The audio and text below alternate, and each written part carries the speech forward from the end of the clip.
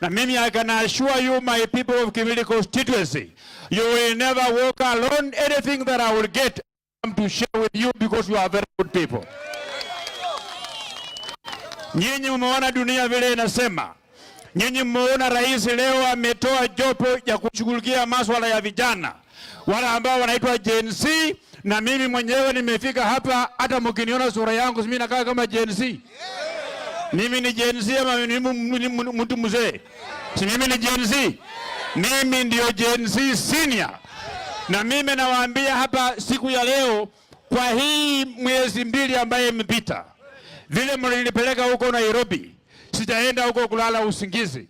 Hata kama hii finance bill imeanguka, imerudishwa, rais amekataa kuitia sahihi, mimi nataka kuambia watu yangu ya Kimilili hapa kwamba ile Huduma Center ambayo tulikuwa tumeweka shilingi milioni 40, tayari shilingi milioni 40 iko kwenye akaunti yetu, haiwezi ikatolewa. Kwa chini ya wiki mbili Huduma Center hiyo itakarabatiwa, ijengwe, imalizwe, ndio msitembee kutoka hapa kwenda Bungoma tena kwa kutafuta huduma ya maneno ya Huduma Center. Tuko na mijengo mbili ambayo nimeweka pale. Ukiingia kwa mkono ya kulia, nimeweka jengo hapo, jengo ya kufanya photocopy. Ile jengo ambayo itafanyiwa na photocopy itasimamiwa na wamama ambao wanauza mboga hapa, ndio wapate pesa hapo ya kuwapeleka mbele.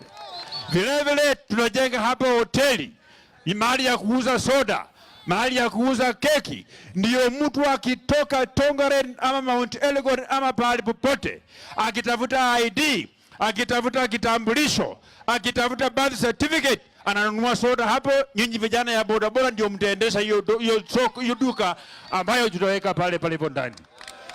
Mimi watu wa Kimilili ndio mmenilea. Mimi si mtu mzee, sijakuwa kiongozi kwa miaka mingi, lakini vile mmenilea kunifikisha wakati saa hii, mimi nataka muendelee kunishika na munipeleke mbele. Umasikia?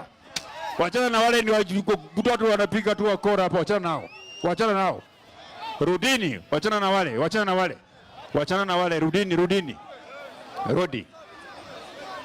Rudi, wachana na wale, wachana na wale wakora. Rudi. Si mimi niko hapa.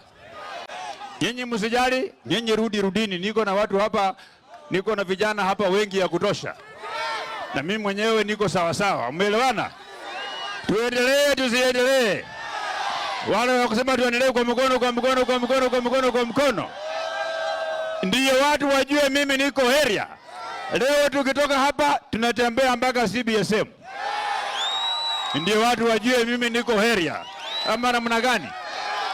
Mimi tena nawaambia wananchi wa Kimilili kwamba chini ya miezi 4 hii mashule yote ambayo tulianza kujenga tunaenda kukamilisha.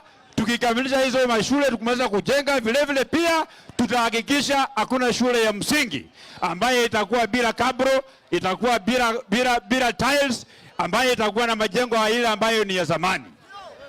Wamama mwingine ameniambia hapa ati masaa karibu inasonga, karibu tinge nafungwa. Hata nyinyi mnasikia namna hiyo?